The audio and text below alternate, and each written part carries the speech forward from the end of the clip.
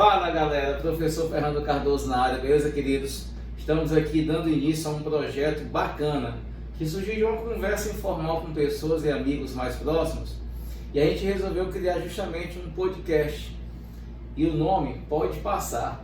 Tem muito a ver com minha trajetória, né? Isso como professor, como educador, como profissional, como ser humano. Então, eu queria mostrar para vocês um pouquinho da minha vida, um pouquinho da minha trajetória até chegar como professor de raciocínio lógico e agradecer a vocês inicialmente pela força que vocês vão nos dar. Então, nada mais especial do que trazer nesse primeiro podcast uma pessoa que faz parte da minha vida desde quando eu nasci, a pessoa mais importante da minha vida, porque o homem que eu sou hoje, eu devo muito a ela e pela criação que ela me deu. Então eu queria apresentar para vocês a minha mãezinha querida, a minha mãe do coração, a dona Antônia Maria Alves Cardoso, mais conhecida assim no meio popular dos amigos como dona Toninha Cardoso.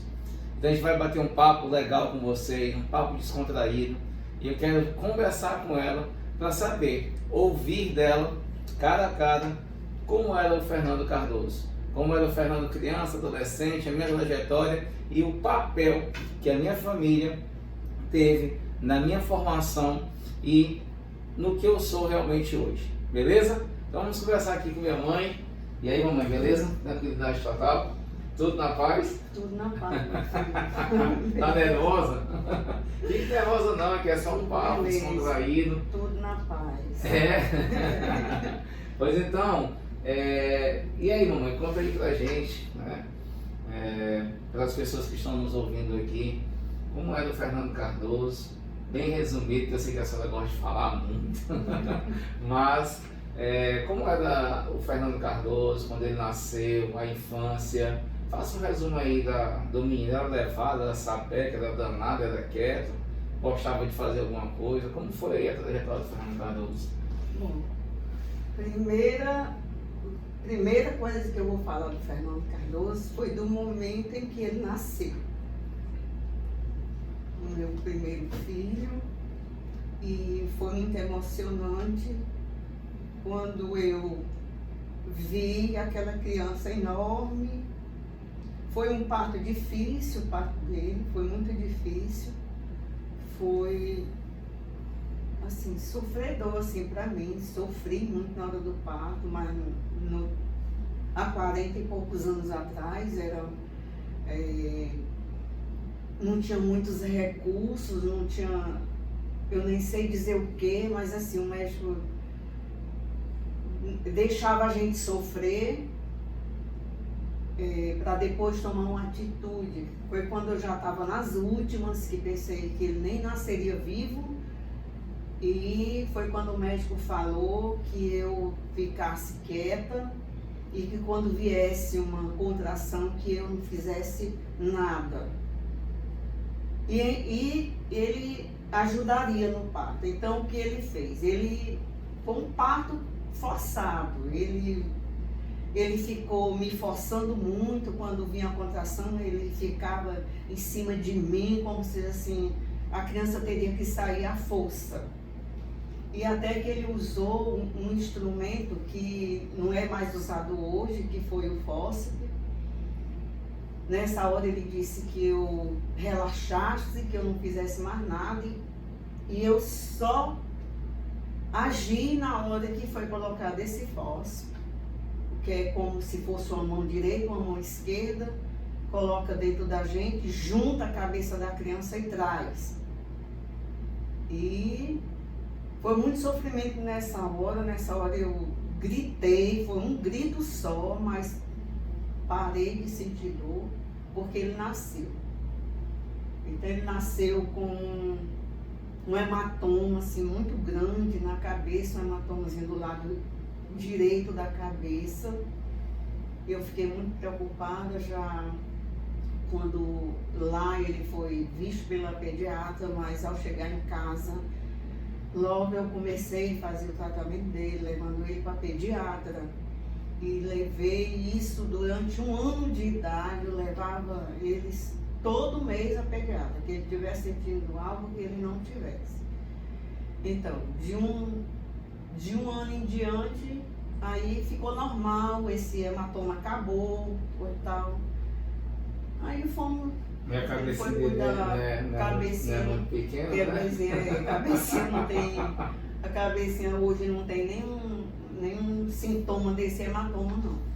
Então, assim, depois do nascimento. E aí depois foi crescendo, a gente foi cuidando e coisa e tal. Não apareceu nenhum tipo de sintoma, teve uma infância normal? Não, ele teve uma infância normal, você teve uma infância normal e só foi ter sintoma na adolescência. Não era uma criança impossível, sempre gostou de estudar, desde o momento que foi para a escola, estudou, fez o pré-primário, primário, na escola Santa Helena.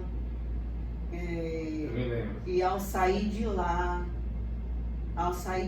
quem tivesse uma nota mais elevada da turma, que foi, no caso, na 4ª série, ele teria uma... Sim, aí ele fez o primário, fez o ginásio, tudo lá, no tempo a gente dizia assim, tudo lá no Santa Helena. Ao sair do ginásio, quem tivesse uma nota mais elevada ganharia ia sem fazer teste ou para o diocesano ou para o Dom Barreto. Então, no caso, ele foi para o diocesano, diocesano não. Ou no caso, ele foi para o Dom Barreto, com mais um coleguinha dele. César. O César, que era muito amigo dele. Eu lembro dele. Mãe dele muito minha amiga. Mas não foi no ginásio, não. Foi da 4ª para a 5ª série. Eu fui para a 5ª série do Dom Barreto. Então, foi para a 5ª série. Eu saí do Dom Barreto no final do ginásio, entrando para o ensino médio. Né? Isso, foi. Então, quando eu saí da 4ª série, eu fiz a minha 5ª série, que hoje não é mais nem 5ª série, já é 6º ano. Aí a gente foi para o Dom Barreto, né? E lá começou a outra etapa da minha vida. Se é só olhar para essa foto aí, a senhora está vendo quem nessa foto aí? Essa foto aí é antiga. Estou vendo Fernando, Júnior, o irmão dele, Francisca Érica, minha filha. Francisca Érica não é Érica. Fernando José, Francisco Júnior e Francisca Érica. É porque a mamãe não me chama de Fernando Cardoso, ela me chama de Fernando José. Fernando José, segundo ela me fala, né? É o nome dos meus 2 avós, o paterno e o materno. O meu avô paterno era Fernando Cardoso, né? Exatamente. E o meu avô era José, que era chamado Zeca. Aí não sei o que é que deu na cabeça dela aí. Não foi na minha cabeça, Foi quem? Foi ideia de uma... Eu trabalhava no Colégio das Freiras, vivi muito antes, nem sonhava de ter nem o pai dele como meu namorado, eu já morava no Colégio das Irmãs.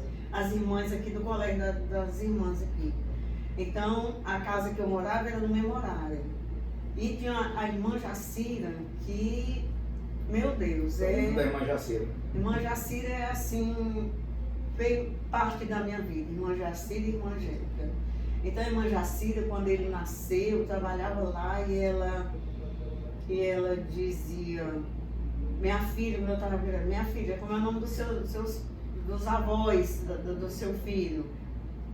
Aí ela disse, vamos juntar. E aí, você já tem nome? Ainda não, irmão. Pois vamos juntar esses 2 nomes. E juntou o nome do meu pai, José, o nome do pai do meu marido, Fernando. E aí juntou e deu Fernando José. Ei, mas essa história rende, né? Eu ia até meus primos. Irmã Jacira, ela recebia a gente todo final de semana. Ela comprou uma banheira para quando ele chegasse lá tomar um banhozinho dele. E foi muito emocionante. Eu estudei no Colégio das Irmãs, né? Foi muito emocionante quando ele já tinha uma idade já de adolescente, eu ainda trabalhava lá. E eu encontrei essa banheira do mesmo jeito. Eu lembro dessa história. Do mesmo jeito eu encontrei essa banheira guardada e foi uma lembrança que ela deixou lá. Então o Fernando era assim, era estudioso sempre. Eu sou? Era e ainda é. Não, para chegar onde chegou foi estudando. Né? E ela estuda até hoje porque tem que passar para os demais. E E foi assim a trajetória do Fernando. Então, quando chegou no Dom Barreto, ele fez o ginásio, não foi? Foi quinta, sexta, sétima, oitava, só saiu no primeiro ano. E Nessa fase a gente vai chegar nela. Então, nesse período aí de infância, eu me lembro muito bem mesmo. Eu sempre fui apaixonado por esporte. Eu gostava muito de jogar bola. E meu pai às vezes me levava para jogar bola, para assistir jogo. Eu sempre gostei de participar de jogo, mas eu sempre gostava de estudar. Até porque, na época, a minha mãe, esta senhora que está aqui na frente, ela sempre colocava isso. Eu nunca esqueço o que minha mãe dizia, que você só vai ser alguém na vida se você estudar. Se você não estudar, se você não colocar isso na sua cabeça de que o estudo vai modificar a sua vida, você não consegue. Então ela passou isso para quem? Para mim, para o meu irmão, para minha irmã. Passou isso pra gente assim, como se fosse assim, ó, uma regra em casa. E a mamãe era muito exigente em relação ao estudo, cobrava muito a gente, né? Não era aquela mãe chata, mas ela cobrava no sentido de fez a tarefa, só pode brincar se depois tiver feito a tarefa. Eu me lembro que na rua lá de casa a gente brincava, então todas as noites os meninos chamavam a gente para brincar e tinha dia que ela não deixava, vocês não vão, amanhã você tem aula. Ou então no domingo ela botava a gente para dormir 8 da noite, 8 da noite tem domingo que ela não quer para acordar cedo. Então a gente foi criado nesse regime, era um regime assim, bem austero, mas ao mesmo tempo a gente percebeu que ela tinha esse cuidado com a gente. Porque a gente era de família pobre, né, mamãe? A gente, graças a Deus, nunca passamos privação assim, de faltar o que comer em casa, mas a gente não tinha muito luxo não. Mas a gente tinha muita determinação nesse sentido, né? Quando eles estudavam no colégio, que eu funcionário do Estado, meu marido também, o que a gente ganhava não era tanto, mas tinha que sobrar para dar educação para eles. Mas a gente dizia para eles o seguinte, de manhã quando eles iam para a escola, meu filho não tem, você tem o livro, você tem a farda, você tem tudo para ir para a escola. Mas na escola você vai encontrar pessoas com situação bem melhor do que a de vocês, que vai levar o dinheiro para lanchar todo dia. Mas vocês não vão ter isso, porque a gente não tem condição de bancar todo dia, dar dinheiro para vocês lancharem. Eram 3 crianças na escola. Então vocês vão levar o lanche de casa. Toma café bem, toma café com pão, ovo, cuscuz, ovo, ou tiver outra coisa para complementar. Nunca faltou leite, graças a Deus, nunca faltou, a gente nunca deixou. E levava para a escola a mesma coisa que tomava café. Às vezes não, se fosse cuscuz, ele não ia levar cuscuz, mas levava o pão com ovo. Levava pão com ovo, pão e com lá, carne, se vocês pãozinho massa grossa, era só o bico do pão. Não vão ter vergonha de na hora do lanche, vocês irem fazer o lanche de vocês. Isso é uma coisa que eu admiro muito assim, na criação que meu pai e minha mãe me deu, e para os meus irmãos, é que a gente nunca teve vergonha da origem nossa, né? Eu estudava no Dom Barreto, eu estudava com filho de médico, filho de advogado. Mas eu era filho da Antoninha Cardoso, do Francisco Cardoso. E meus amigos do Dom Barreto, ainda hoje, até para lembrar, eu reencontrei alguns amigos do Dom Barreto hoje, uns são advogados, outros são médicos, e me tratam de um jeito como se a gente convivesse todo santo dia. Por quê? Porque quando eu estudei no Dom Barreto, que era um colégio de filhos de pais de classe média para alta, eu era um pobre, né, no meio de pessoas ali, mas eu nunca me deixei iludir pela situação e as pessoas me respeitaram muito e eu aprendi a me impor com as pessoas assim, pelo que eu sou realmente, por tudo que aquilo que minha mãe e meu pai me ensinaram. E isso é uma coisa que eu sempre admirei pela essência que a gente sempre teve por conta do ensinamento dela, do papai. Meu pai é um cara, sei lá, um cara 100% astral. Nem nos momentos mais difíceis da vida, meu pai nunca deixou de sorrir. A mãe já é mais preocupada, a mãe já é mais aquela protetora, e o pai não. E aí, quando eu vou para o Dom Barreto, a mamãe pode até me confirmar isso, eu estudei 1 ano no Dom Barreto, que foi a 5ª série, né, mãe? Minha mãe e meu pai pagando. Essa história eu vou contar, não vou deixar só contar não. Porque se eu sei que a sua conta, você vai chorar. Então minha mãe me matriculou, eu estudei 1 ano no Dom Barreto, E quando terminou a quinta série, que eu fui aprovado, a minha mãe chegou para mim, eu não me esqueço, eu tinha 11 anos de idade, mas não esqueço disso. Ela falou: meu filho, não, você não vai mais estudar no Dom Barreto. Eu já estava tão ambientado, tão familiarizado no Dom Barreto.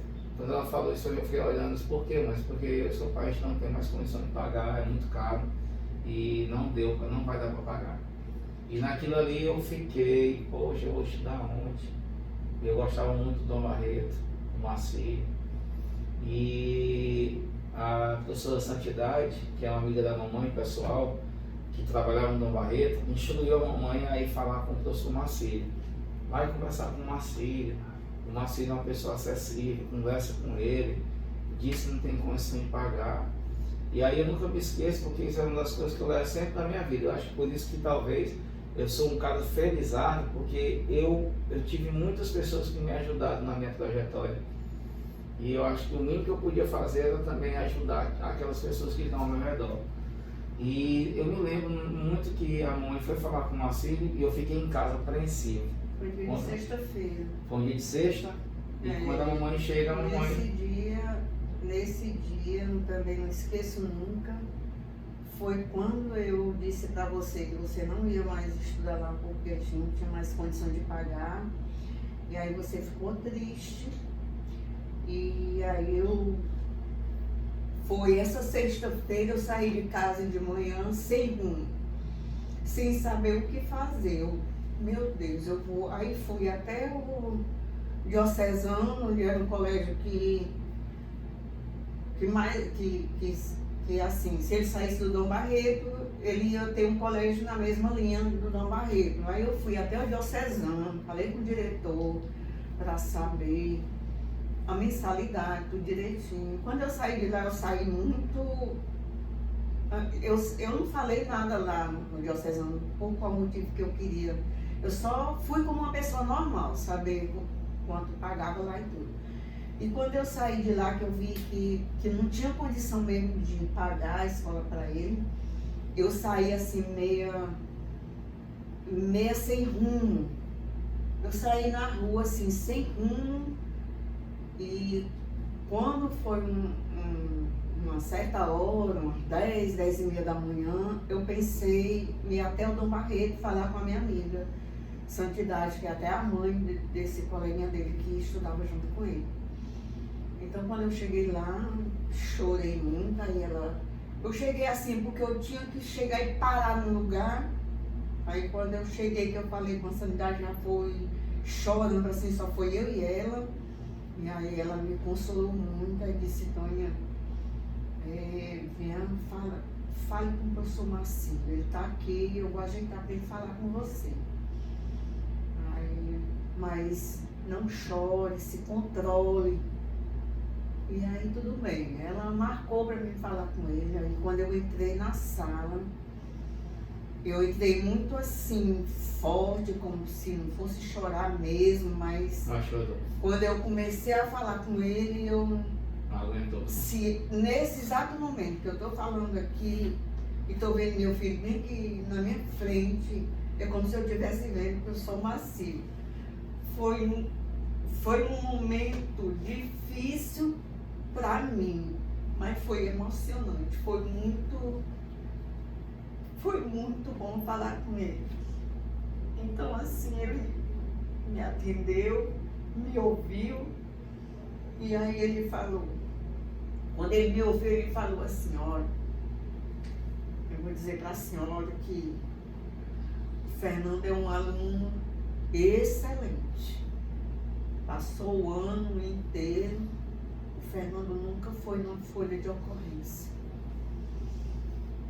Mas eu quero conversar com ele. Pode ser? Ele disse: pode, professor. Marque que ele vem falar com o senhor. Pois amanhã, 9h da manhã, que era no sábado, mande ele falar comigo. Ele não me deu resposta nenhuma. Aí eu cheguei em casa, nunca vou esquecer desse momento, nunca. Ele me ajudava em casa. E quando eu cheguei casa, o Fernando estava lavando o banheiro.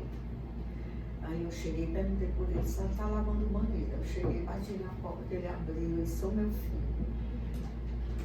Não, foi o contrário. Eu cheguei em casa, falei com ele que no dia seguinte o professor queria falar com ele. Aí, amanhã 9 horas, meu filho. Aí está bom, meu filho. Eu vou. Aí ele foi. Aí eu cheguei, fiquei em casa, como sempre, gostei muito das minhas orações até hoje. Entregar tudo na mão de Deus e ele toma conta de tudo.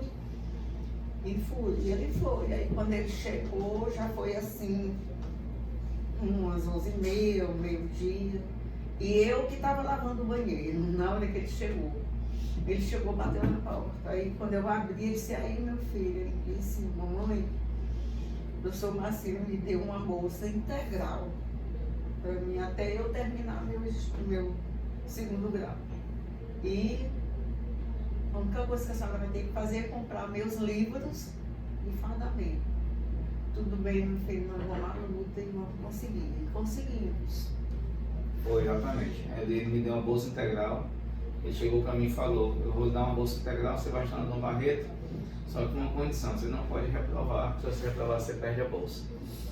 E aí eu continuei estudando no Dom Barreto, fiquei no Dom Barreto até o primeiro ano, saí do Dom Barreto, não porque eu quisesse sair do Dom Barreto, eu tive um problema de saúde, 13 anos de idade. Essa parte aí, ela foi uma parte assim muito pesada, porque você imaginar uma pessoa com um problema de saúde, aos 13 anos, na adolescência, tendo que se preocupar com tudo aquilo ali, na minha cabeça foi muito difícil. Então eu tive um problema de saúde, até se cogitou na época que podia ser consequência do meu nascimento, a mãe falou aqui. Foi a sequela que ele teve, que depois foi provado, que a sequela foi do nascimento. Então eu tive um problema de saúde, onde eu dava crises convulsivas, eu desmaiava, então eu cheguei a tomar remédio. E nesse ano eu perdi o ano, né, por conta do... Para vocês terem uma ideia, né, mãe? Eu tive um desmaio. E foi essa outro parte... favor muito grande, outra coisa que eu não esqueço na minha vida, foi o que o professor Marcílio, a irmã dele, a equipe dele, fez pelo meu filho. Ele saiu para a escola e eu fui trabalhar. Ao chegar na escola, a escola me ligou. Ao chegar no meu trabalho, que eu também era escola onde eu trabalhava, o Dom Barreto me ligou, a direção de lá me ligou dizendo que meu filho tinha dado um desmaio. Meu Deus, foi um momento muito difícil na minha vida. Pense num momento difícil na minha vida. E aí que tinham levado ele para o pronto-socorro do HGV. Eu lembro até hoje a imagem, quando eu cheguei no HGV, a imagem que eu encontrei no HGV, nesse dia de educação física, ele ia sempre com a roupa de educação física por baixo da farda normal. Educação física e tiraram a roupa dele, porque era calça comprida, tiraram e ele foi só com a roupa de educação física, a imagem que nunca vai sair da minha cabeça. E quando eu cheguei lá, quem foi que eu encontrei do lado do meu filho? Eu encontrei o professor Marcílio, a irmã dele. Então, nunca vou esquecer desse momento, desse grandioso momento que foi ver ele cuidar do meu filho. O professor Marcílio Flávio Rangel de Farias, eu tenho o professor Marcílio como um segundo pai da minha vida. Exatamente. Eu nunca esqueci, quando eu saí do Dom Barreto, eu saí do Dom Barreto por conta dos motivos de saúde, eu não conseguia acompanhar, então eu saí de lá. E eu nunca me esqueço que o professor Marcílio falou para a mamãe assim, o que o seu filho aprendeu aqui no Dom Barreto, não vai esquecer ele nunca. Não vai esquecer nunca, ele vai levar para a vida não toda. Esqueceu. E ele falou isso para minha mãe falou, isso ficou gravado, porque para uma criança de 15 anos, uma adolescente de 16 anos, ouvir isso para mim foi difícil, porque eu não sabia o que significava aquilo. E hoje eu sei o que significa. Toda a minha base que eu tive como aluno, eu uso hoje como professor. Mas não é só a questão do que eu aprendi, porque eu tinha muita facilidade com cálculo, eu sempre tive uma facilidade com matemática, com física, eu já era horrível em disciplinas humanas, mas eu achava até um certo tempo atrás que o que o Marcílio falou era que o que ele aprendeu aqui na parte de ensino, de conteúdo, ele vai levar. Leva muita coisa que eu aprendi. mas eu levo também todos os ensinamentos do Marcílio. O que o Marcílio me ensinou, dentro dos anos que eu passei no Dom Barreto, serviram como base para ser o homem que eu sou hoje. De dar a mão, estender a mão para quem precisa. Exatamente. E a gente aprende justamente com os bons exemplos, né? E aí, quando eu saio do Dom Barreto, foi uma fase muito difícil para mim, porque eu fui conhecer um mundo que eu não conhecia. Foi a época que eu fui fazer vestibular, mas foi a época também que eu me perdi, porque comecei para festinha, namorar, essas coisas e tal, e eu não tinha costume daquilo, então para mim foi um mundo que para mim era meio surreal, que não existia. Mas graças a Deus, mesmo passando por essas dificuldades, foi quando eu faço vestibular, que eu consigo passar para a educação física, que era o meu primeiro curso, que nessa época também a gente teve, como é que se diz, eu tive muito, as pessoas ficaram muito assim, educação física, ajudou o Dom Barreto para ser médico, a própria família mesmo queria, né? A família que eu falo, né? Minha mãe, né? Meu pai, era os tios, os primos, geraram aquela expectativa, o primeiro da família que vai fazer um vestibular, a educação física. Então aí eu fiquei, poxa, eu sofri muito, mas por ser educação física. Fiz o meu curso e foi quando eu comecei a trabalhar com reforço, né, mãe? Foi. Com 16 anos de idade. Eu nem faculdade fazia, uma vizinha minha, que era a dona Marlene, mãe do Neto, do Aquiles, ela, do Alan, me chamou para dar uma aula de reforço, os dois filhos dela tinham ficado de recuperação. E no final do ano, aí eu fui fazer, ensinei a tirar 10. Ela falou assim, agora eu vou me contratar para dar aula de reforço para meus filhos. Eu sabia o que era aquilo. E ela me dava o que ela achava. E para mim, R$10 por mês era um dinheirão que eu nunca tinha pego dinheiro. E comecei a dar aula para eles. Aí lá, logo veio a Laira, veio a Silmara, né, filho do seu Rafael. Quando eu me espantei, eu estava no quintal da minha casa, que era um quintal grande que tinha pé de árvore, de manga, de caju, né, na nossa casa, um quadrozinho negro, né, aquele de giz, dando aula para um aluno com horário marcado. Aí eu comecei a ganhar dinheiro, comecei a achar bom, isso com 16 anos. Eu mesmo que eu me esqueço, que o primeiro dinheiro que eu ganhei com reforço, eu fui no centro da cidade comprar uma blusa para mim. Eu ficava direto paquerando com uma blusa, eu não gastei de jeito nenhum, eu pá, comprei essa blusa. Vim morto feito, ainda tomei um caldo de cana com pastel lá aqui na cana. Vim de ônibus, foi só comprar essa blusa e voltei. E foi daí que eu comecei a trabalhar com aula, eu comecei a trabalhar com pessoas. E aí não parei mais, porque foi com 16 anos. Gostava de juntar o dinheirinho dele, que o primeiro transporte que ele teve foi um Fusca, que ele se apaixonou, que ele veio desfazer dele, ele já tinha uns 3 filhos dele, eu acho.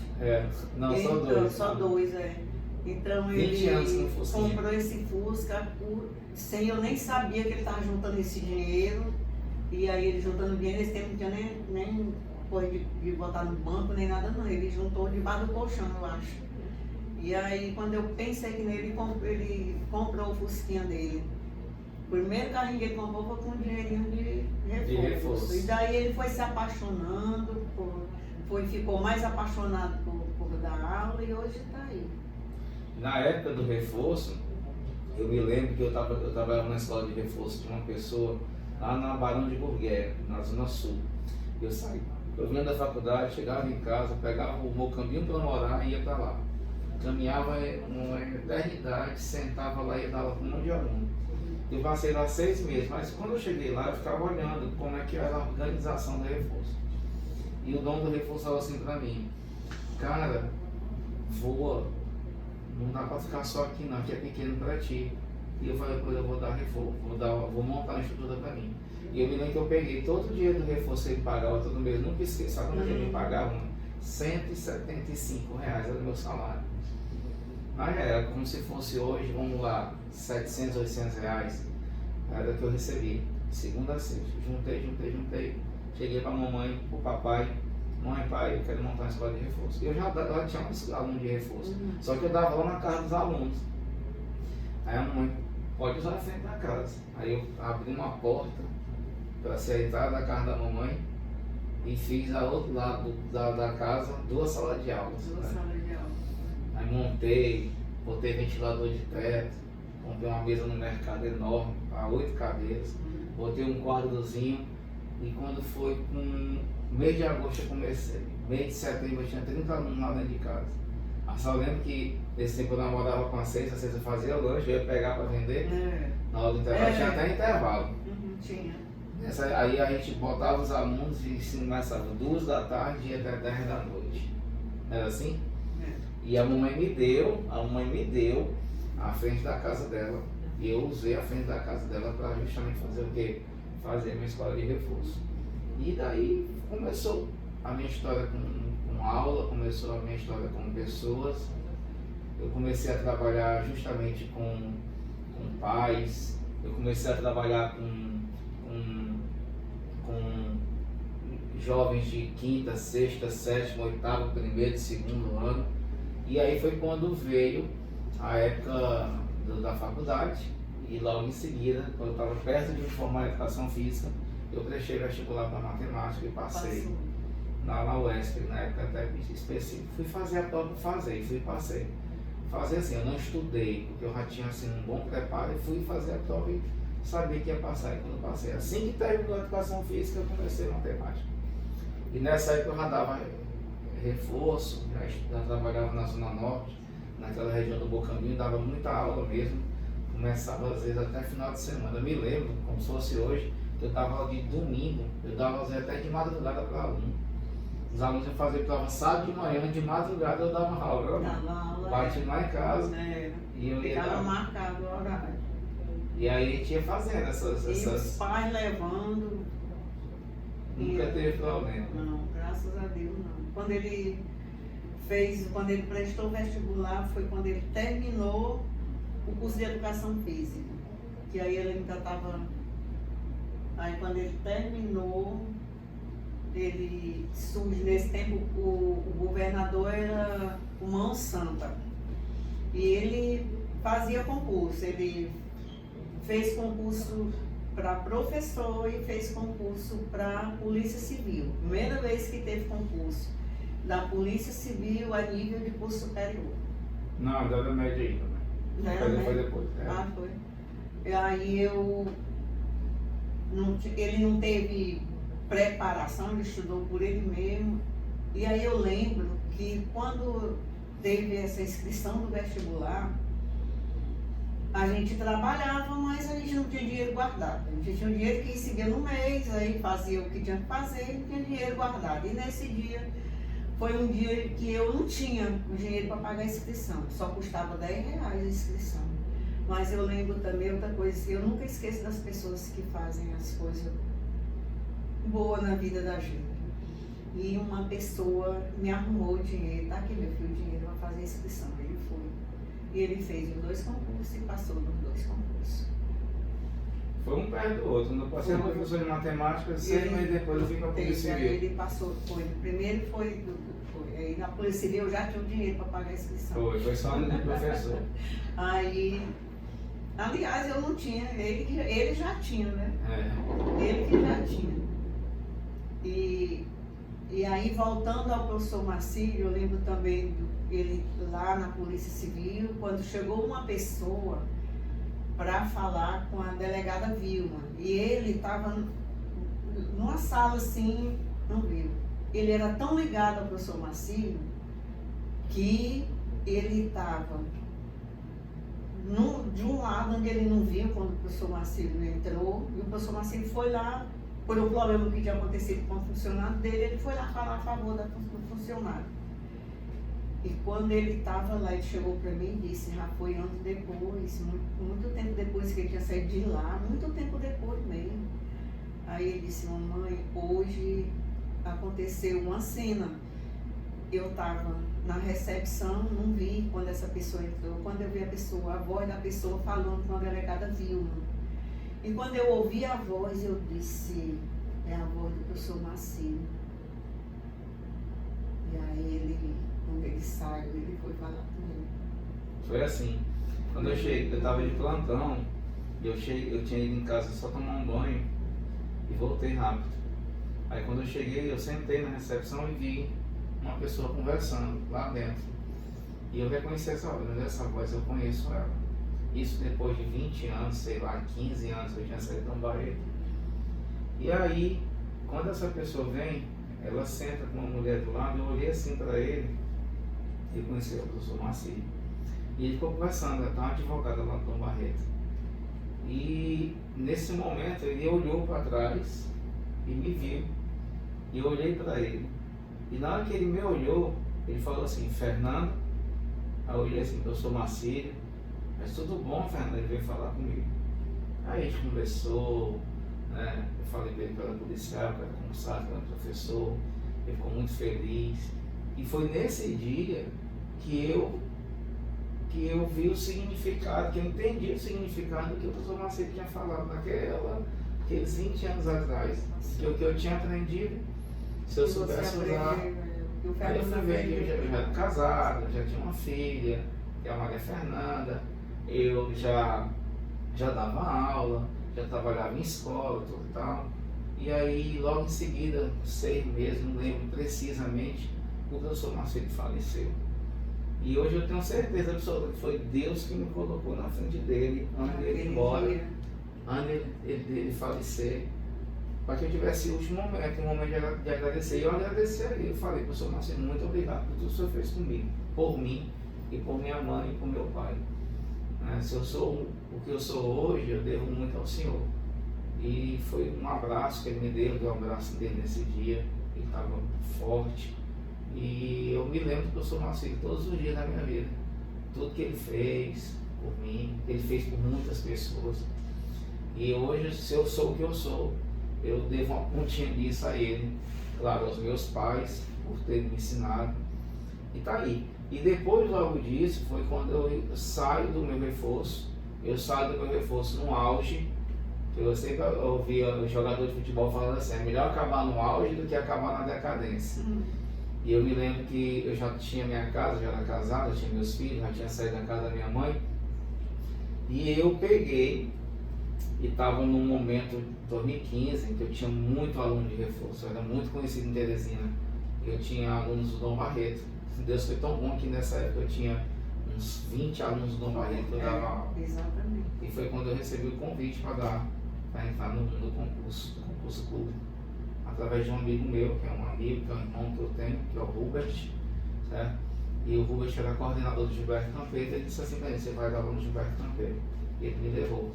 E eu tive uma decisão muito difícil. Ou eu ficava na minha zona de conforto, que eram meus alunos, que eu já era consagrado, ou eu ia buscar uma coisa nova para mim. E eu peguei e conversei com todos os pais dos meus alunos. Foi muito difícil mesmo largar aquilo ali, onde eu era como se fosse um rei, eu era bem conhecido, e ir para um mundo totalmente desconhecido, que era um mundo de concurso público. E saio do reforço escolar, que foi o meu maior aprendizado, e vou diretamente para onde? Para entrar na sala de aula. Minha primeira sala de aula foi uma sala de aula com 120 alunos, no turno da noite, no Gilberto Campeiro, pelo concurso INSS. E graças a Deus, certo? As coisas aconteceram, que depois a gente vai conversar sobre isso mais. Então foi muito gratificante para mim. Essa foto aqui, ó, antes da gente terminar essa primeira parte, é de um projeto que eu participei chamado Jovem Trabalhador. E nesse projeto aqui, certo, a gente capacitava alunos para entrar no mercado de trabalho. Eu fui agraciado de fazer parte desse projeto, era um projeto do governo federal, 2012. E essa molecada todinha, eles são todos meus amigos, são amigos de trabalho. Tem até sobrinho Tem meu sobrinho ali, que hoje é educador físico. E essa aula aqui, eu dei ela lá em casa, no último dia. A aula era na escola. E eu disse, não, a aula não vai ser na escola. Liguei para a coordenadora e disse, eu quero fazer aula na minha casa. Ela disse, pode, você só tem que fazer o registro. E levei essa galera para minha casa. E a aula foi lá, com direito a choro, a depoimento, aula, dança, tudo. Foi um dia assim que é um dos momentos mais marcantes na minha vida como professor. E daí, certo, a minha turma, que era em Teresina toda esse projeto, a minha turma foi a que mais encaminhou a gente no mercado de trabalho. Da minha turma de 30 alunos, 10 foram encaminhados e começaram a trabalhar. A gente colheu o fruto de um trabalho que foi feito. E todos eles aí são ex-alunos, hoje já são pais de família, alguns. Aquele ali é o Bob Nunes, né, que é que mora em São Paulo hoje, amigo do Whindersson, né? O Enio, que mora em Mato Grosso, né? O Everton, que é engenheiro, Davi, que trabalha no Hospital do Buenos Aires. tantos aí que são pessoas assim que eu tenho um carinho enorme. Então, essa foi a trajetória. E quer falar alguma coisa para encerrar? Não, para encerrar eu só quero agradecer a Deus por todas as oportunidades que meu filho está tendo na vida, que teve desde quando começou essa trajetória de dar aula.